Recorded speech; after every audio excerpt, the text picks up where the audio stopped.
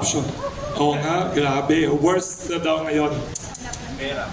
Horrible. Attorney Vic, recently po kasi nagkaroon ng courtesy call si VP Sara sa Iglesia ni Cristo.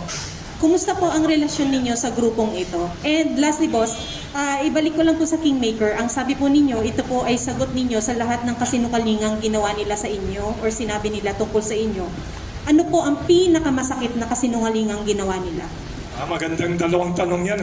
Dalawang tanong. I cannot speak again on behalf of others, especially the religious sect INC. But me personally, I have no issues with them. They're my friends. Anong impression niyo about INC? What do you mean? Yung tanong niya kanina, anong impression niyo or relationship? I'm okay with them. Yes. I'm okay with them. But of course, I cannot speak on that behalf. Yes. As for the book, Tambok. ano ang Pinakamasakit na accusation against you in the past that made you write this book. Pinakamasakit na accusation against you. No, I think ang pinaka-red line that they crossed was when they involved my family. When they involved my beautiful young children. If you have a beef against me, if you have an issue against me, deal with me. Pag may dama yung misis ko, yung mga anak ko, bakit hindi mo ako kumprontahin? Sabi niya, you wrote this That's for your why children. I wrote that for my children. Because I do not want them to grow up, at sasabihin sa kanila, yung tatay mo pala ay ganito, ang tatay mo pala ay corrupt, ang tatay mo pala ay nag-appointment for sale. I did this purposely for them, and of course for the Filipino people. And that's the reddest line that those people cross. Do not involve a man's family. Attorney, you mentioned kanina you always kay si Mayor Benji Magalong. Do you think there already effective opposition to run for like for a higher position like senator or Congress? If not this midterm, maybe the next election? Again, that's why I'm also watching yung days that, first 4 days, kung sino-sino na ang nag-file. Well, unfortunately, wala pang Benji Magalong dun. Diba? Unfortunately, yung aking kaibigan, si Dante Marcoleta, wala pa ron. But I think he signified that he is running and he is filing October 8 yata, si Kong Dante. Last day, pwede pa last day, no? October 8. Last day. So, wala eh. Yun nga, tinitingnan natin kung ano yung final and complete cast. Meron ba kayong wishlist follow-up sa kanya? Meron pa bang tao sa Pilipinas na nakikita niyong matapang, fearless, na pwedeng maging part of the check and balance ng Pilipinas? Well, kaya lang hindi naman yata makatao na. But for me, Yes. bilang isang naging anak din, wala na ako magulang eh. Yes. Had President Duterte, had he been 10 years younger, He would have been, yan talaga ang mag-lead ng charge. may chance pa ba siya? Sa tingin niyo lang, personal opinion niyo lang, do you think may chance pa siya tatakbo curious sa mga tao? Mahirap magsalita para sa kanya. But kung puso't at puso lang, ang puso niya ay para sa Pilipino. And I think it will also be very difficult for him to be oblivious to the call, to the plea, to the clamor for him to consider. But at the same time, we have to be fair to the former president. He has done service to the country. He has given 6 good years of his life as president. And kung ano man ang maging decision niya, we just all have to respect it. Very interesting. Good morning po ulit. Yes, Cathy. Recently po kasi nagkaroon po ng forum po somewhere in San Juan. At ito po ay ang sinasabi po ng COMELEC mismo na ang lahat ng mga social media accounts ng mga tatakbong kandidato at mga partido po ay kinakailangan nilang irehistro sa COMELEC po mismo. Ano po ang take ninyo? That's my first question. Second question ko, kung may gusto po kayong amyendahan o baguhin sa COMELEC po, kasi naging kapansin-pansin po na yung pagtanggap po ng mga kandidato hindi po, kumbaga parang hindi nasasala ng gusto dahil yung iba may mga record ng graft cases at meron pong involvement sa drugs na nakakalusot at nagiging opisyal ng ating bayan. Paano nyo po susolusyonan yun? And the third one is, anong ahensya po ng pamahalaan ang may pinakamalalang korupsyon ayon sa inyong pagkakaalam? Ang tingin ko, unang-una, yung, although hindi ko nakita yung sinasabi mong COMELEC resolution ba? Last week lang. Oo, na I think, yan ay unconstitutional yan. Because that is curtailment of free speech. Anong pagala mo doon sa social media account ng kandidato? Kung doon siya naghahayag, yan ang kanyang sariling personal freedom wall. You do not have the right to regulate it. Not even COMELEC. COMELEC is not in the business of censoring or regulating free speech. That is unconstitutional. Sarili niyang freedom board yan eh. Ngayon, kung may linabag siyang batas, revised penal code, cyber libel law, di kasuhan nung na-libel. But it's not for the COMELEC to police yung ating personal freedom spaces. Anong gusto kong makita sa COMELEC? I want to see a hybrid form of election. Manual counting sa precinct level, automated ang transmission. As for the qualification, walang magagawa ang COMELEC because it is the Constitution that lays down the minimum qualification for a candidate to be able to file his or her candidacy. Kung may ko-contest man, labanan siya ng may magprotesta na lamang. And then anong ahensya? The most corrupt now in government that you see. Nagsisiksikan sila sa number 1. Sa totoo lang. Ano-ano po yun? Nagsisiksikan sila sa number 1. Name it, DPWH, yung issue ngayon sa ayuda sa IX using DSWD, ang dami. And both houses of Congress dahil nga yung liquidation by certification. Lahat nag-uunahan sila. Ay, follow up sa tanong ni Cathy. Even the BIR, an official of the BIR, let me just put it this way, he was thinking aloud na bagsak yung kanilang collection, hindi nila mamimit yung revenue. Pero may tanong siya, bakit kami sa BIR nagkaroon ng 22% increase in collection? Tumaas yung collection efficiency nila ng 22%.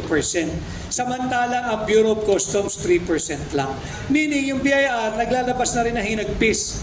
Nasa balikat nila yung revenue target, samantalang yung kasama nilang supposedly nangongolekta din, bagsak din yung efficiency in terms of collection.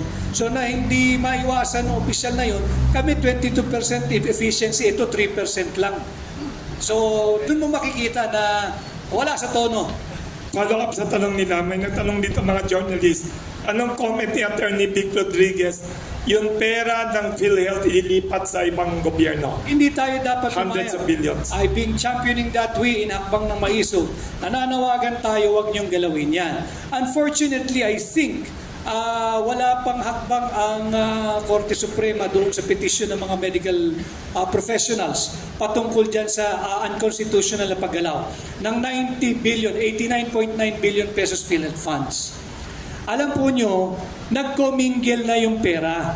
Meaning, naghalo na yung private contributions ng direct contributor at yung sinasabing subsidy mula sa gobyerno.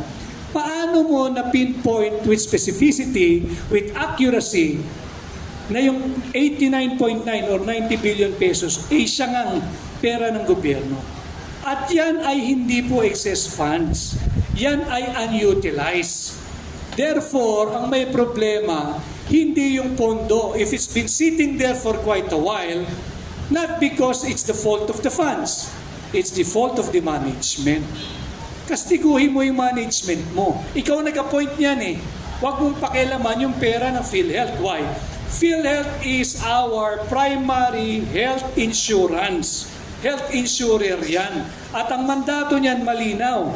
Kung meron kang unutilized or excess money, hindi ho yan babalik sa treasury. Ang mandato ng PhilHealth doon sa RA 11223, I think, yung Universal Healthcare Law, ang mandate ng PhilHealth katangi-tangi. Pag may sobra kang pera, gastusin mo. Pero gastusin mo ng tama. Gastusin mo para mapababa yung premium contribution ng direct contributors or palawigin mo yung scope of services o kung ano yung saklaw o kung pwede mo pang iangat yung ceiling ng gastusan. Yan ang mandate ng PhilHealth. Hindi para ibalik sa National Treasury at gamiting pang pondo ng mga unprogrammed appropriations. Again, why? Hindi ka nga dapat naglalagay ng unprogrammed appropriations. Bakit? Kulang nga tayo ng pera eh. Nangungutang nga tayo eh. Babalik tayo sa fundamental Filipino trait. Pag maiksi ang kumot, matutong mamaluktot. Thank you. May tanong dito about yung pagbenta ng Central Bank ng mga ginto ng Pilipinas recently. Anong comment niyo? From JC Cabel Ruiz of Saksi. Ang tanong niya, exact tanong niya, no? Anong reaction ninyo sa pagbenta ng Central Bank ng toneladang ginto ng Pilipinas? Ano po kaya dahilan kung bakit nagbenta ang bansa natin ng ganitong karaming ginto at kung saan napunta ang pinagbilhan nito kung may katotohanan ang nasasabing balita? Nasa news reports naman. Nagbenta tayo ng ginto. Sabi ng negosyante na mga kilala ko, bakit ngayon nagbebenta ng ginto? Tumataas ang presyo ng ginto. Pwedeng next week, next month. Anong reaction niya daw dito? Lalong nakakapagduda dahil nauna pang lumabas sa international news outfit yata, yung fact na nagbenta tayo ng, tayo yung number 1 seller of gold reserve. At nakakapagdudang higit, bukod sa nauna na yung foreign outfit, news outfit, it took a while before Central Bank issued a statement. And parang sinasabi din, normal yan, wala yan, justifying. But my personal take, I think, they were trying to defend the peso from further depreciating. Kaya kinakailangan nila mag-unload ng ginto. And probably, it's an intellectual guess on my part, probably we really have no money and they need to fund yung mga unprogrammed appropriations. And they have to find a way to fund it. They have to find a way to fund it. Isa pang tanong galing kay Jesse Cabel Ruiz at saka kay Berlin Ruiz ng Saksi Balitang Totoo. Ang tanong dito, ano ang pwedeng partisipasyon ng media dito sa Pilipinas para ilantad ang agenda ng mga politiko ng administrasyon tungkol sa planong pagbuhay ng charter change pagkatapos ng 2025 election? Ano ang pwedeng gawin ng media? Labanan natin yung government propaganda. Labanan natin ang government propaganda. I-counter natin. Tayo magsilbing check and balance. Atin silang bantayan at ilabas ninyo yung katotohanan. Not to favor any candidate, not to favor any government official, not to favor any politician. Just bring out the truth. Do not be swayed by the government propaganda. And pakiusap kong mahigpit sa inyong lahat na media practitioner. Alam naman natin, I'm sorry for I have to address the elephant in the room. Pero syempre, minsan yung mga pakiusap nila na tabunan na lang yung mga negative stories, no. You have a duty as a journalist. If that is your profession, you have a duty. You have a duty not to your stations, not to your programs. You have a duty to the Filipino people to speak the truth. And we rely on you at sana gampanan ninyo yung inyong trabaho. Ayan. Thank you. May tanong ba dito sa isang columnist, Bingo de Jalesco?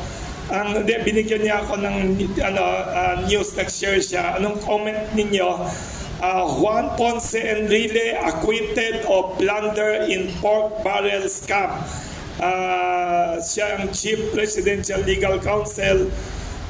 Acquitted siya of plunder in the pork barrel scam, making it zero. Ano ba to? Bagong balita ba to? Luma? Bago, latest ba to?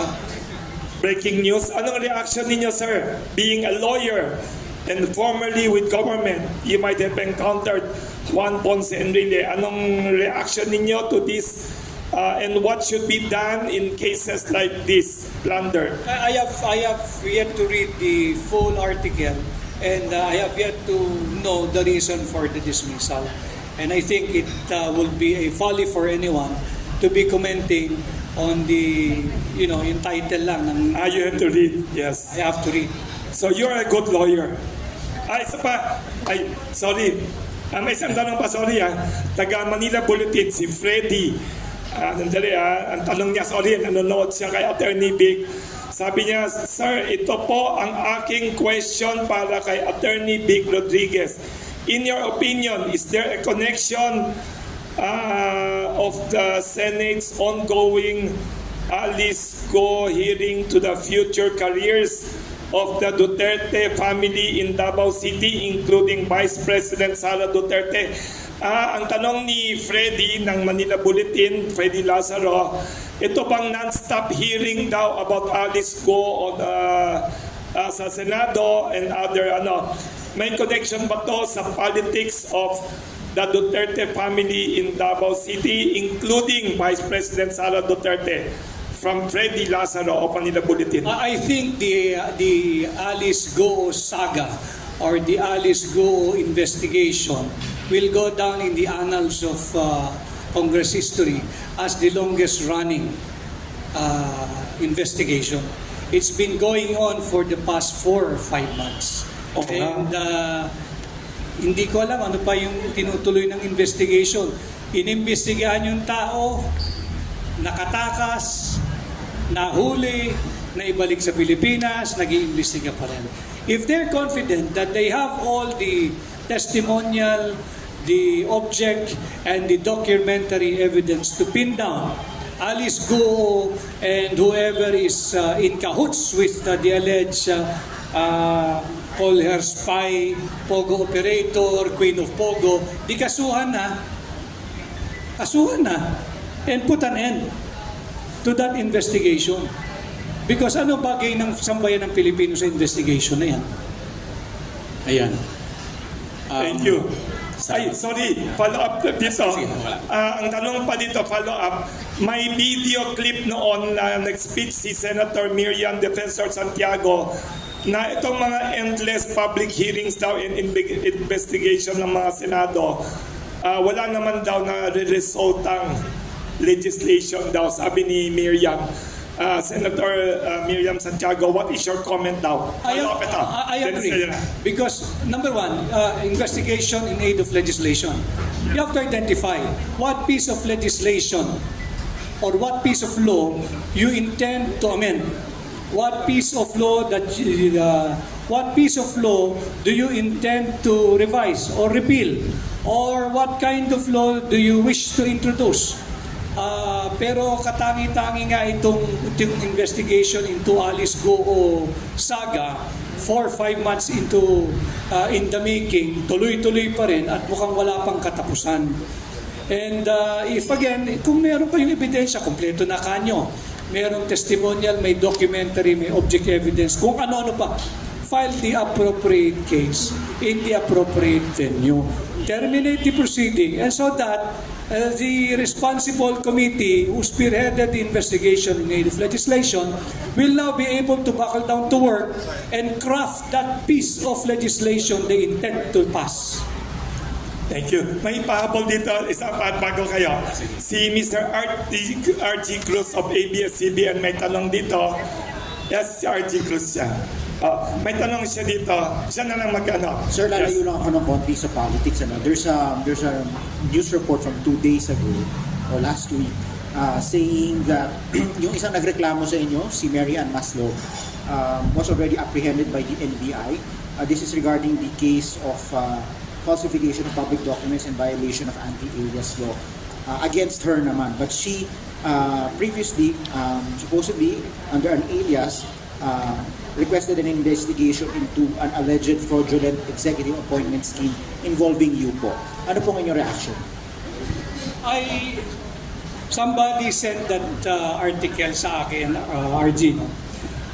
Natawa na lang ako na hanggang ngayon ba naman yung isyong pinipilit nilang ipukol sa akin meron pa rin. But such is life.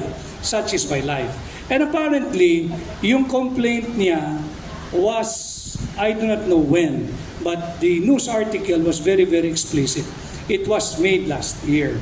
When I was a full year or more than full year detached from my previous position. And ironic because the one who is guilty of faking her death is now had the temerity and the guts to be making me as the object of her complaint. Ang better question siguro dyan, RG, sino ba ang nagko-complain? Yung namatay na buhay, yung maslok, o yung, ano yung bago niyang pangalan? Jessica Francisco. I-establish natin, sino ba complainant? Si maslok na patay, turned out na buhay, o yung nagpapanggap na Dr. Francisco? Thank you. Thank you very much, Mr. R.G. Cruz, one of the earliest to come here also. Yes. Ayan, attorney, mayroon pong lumabas na isang social media influencer, Miss Sasso Rogando Sasso. Mayroon po siyang binabanggit tungkol po dito sa heavy luggage at ito daw po ay nagkaroon na po ng pag-uusap doon nga po sa Amerika at dito po sa parting Japan. Ang tinutukoy po yung Okada. Ano po ang tungkol doon, attorney, at ano po ang inyong take dito? Bakit hindi po ito masyado pinag-uusapan dito sa ating bansa? I'm interested to find out too, yung heavy luggage story na yan. I got a copy of, I think it's a decision by the court in the US, but I have to be candid. I have yet to read it because my table is still full. Pero nakahilera yun, babasahin ko rin. I want to find out. I think may judgment concerning doon sa complaint sa US court. Hindi ko alam, hindi ko pa, I reserve my comment for now. Follow up ko lang, attorney. Binabanggit nyo nga, mayroon sa US court, di ba? So kung US court ito, more on reliable, di ba? Bakit hindi po ito masyado napapag-usapan dito sa ating bansa? Well, again, because I urge you, traditional media and social media, to band together, and these are the important issues that people must know. These are the very, very important issues that people must know, and you're supposedly duty-bound to bring and cater to your followers, subscribers, and readers, and viewers, and watchers. May isa pa. Kahapon, may balita pong lumabas. Ano po ang take ninyo rito na ito pong si Mayor Rama ng Cebu, which is supporters ni PRRD? That is too much. That is too much. That is too much. What they did to Mayor Mike Ramos is too much. Ang sinasabi, nepotism. Nakita ko lang, nepotism. Let's talk about nepotism. Nepotism o political dynasty. Eh di maubos na lahat sila. If the ombudsman is that vigilant, if the ombudsman is this vigilant in running after those who practice, promote, and perpetuate nepotism and political dynasty, busin na niya lahat, ubos yan. Mauubos yan. Don't single out Mike Rama. I'm sure Mike Rama will be able to defend himself ably. But as a Filipino, it's very undemocratic. And ano na ito it's not me and it's not us who first used this term. This term was first used, I believe, by then Senator Jovito Salonga way back in the 60s. May undeclared martial law. Ito kaya ano, Ito itong undeclared martial law term, this is not an original.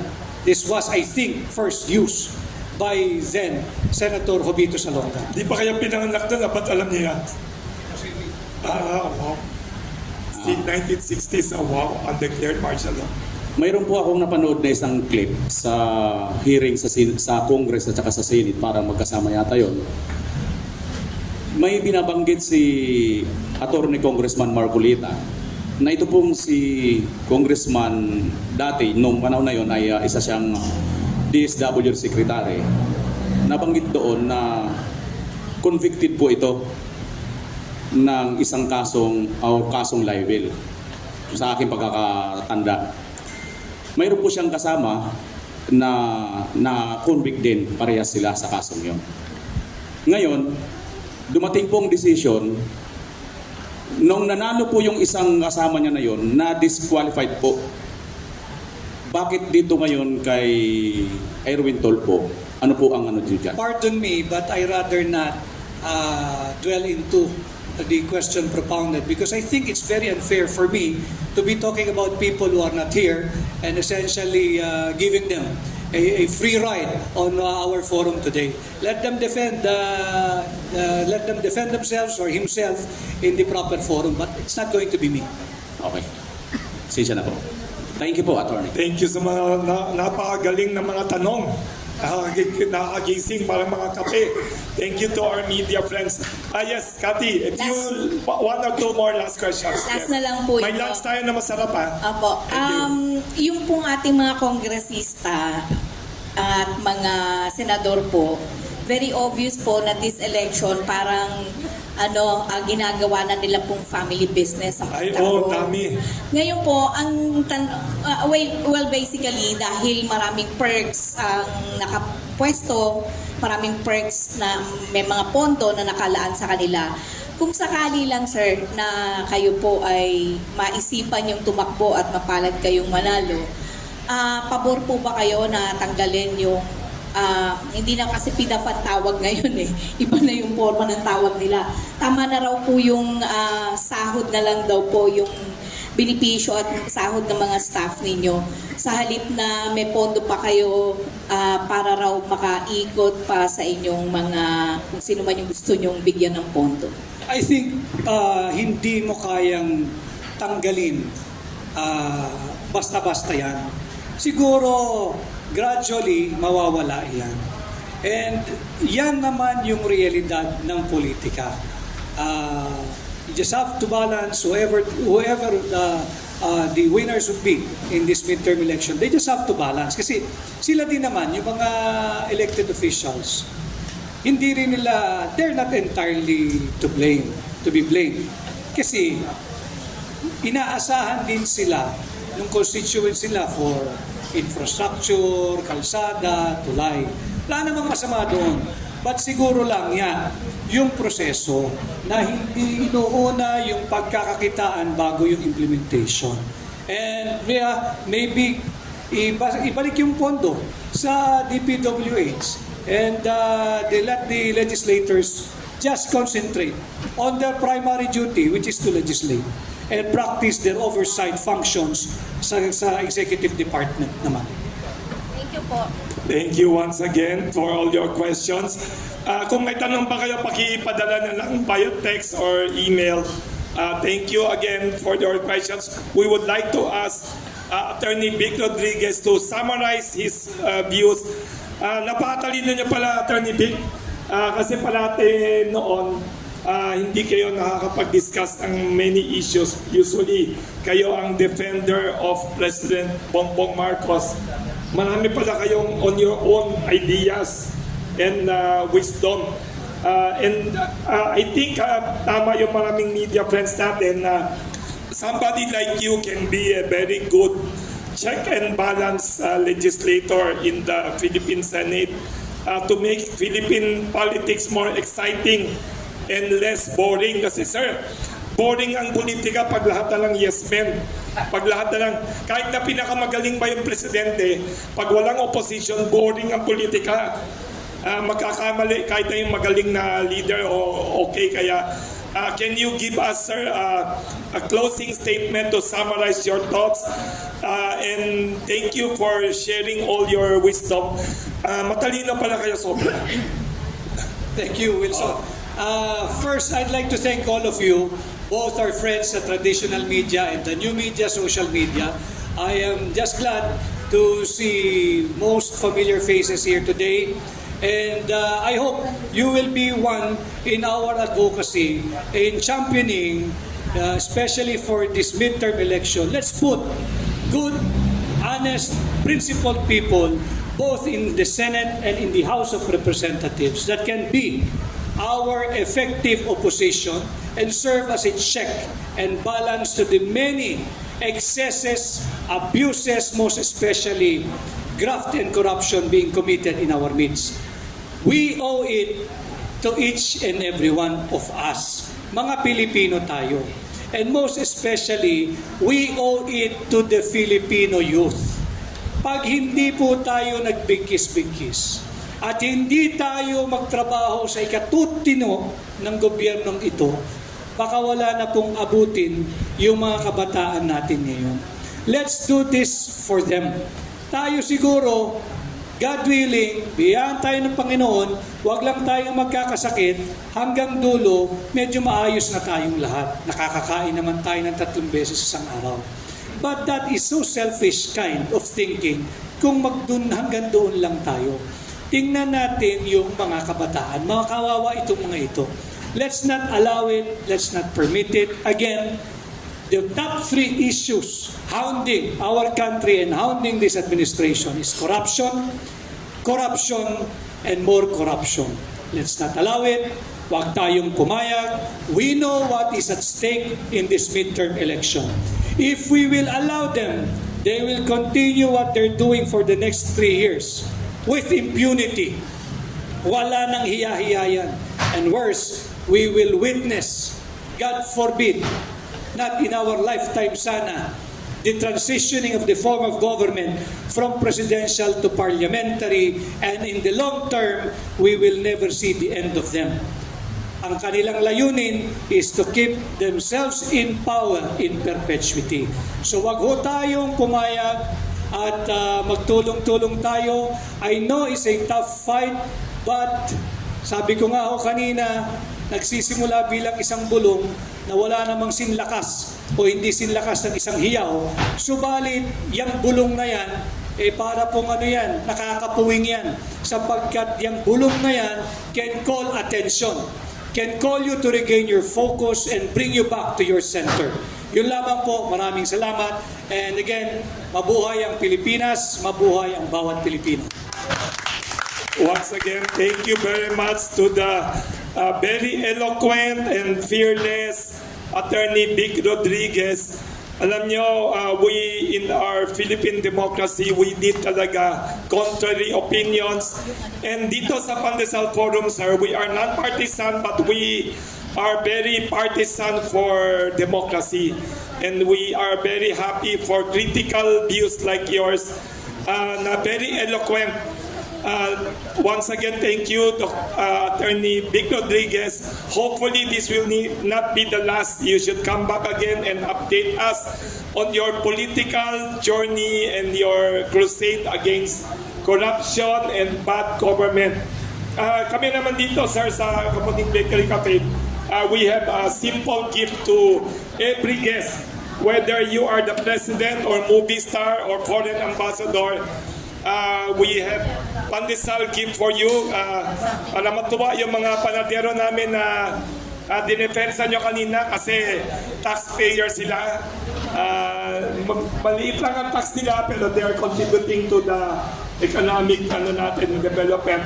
Once again, thank you to Attorney Vic Rodriguez for talking here, speaking here at Pandesal Forum and elevating the quality of discourse on national issues. Hopefully you will come back and hopefully you will run and make the Philippine Senate more exciting.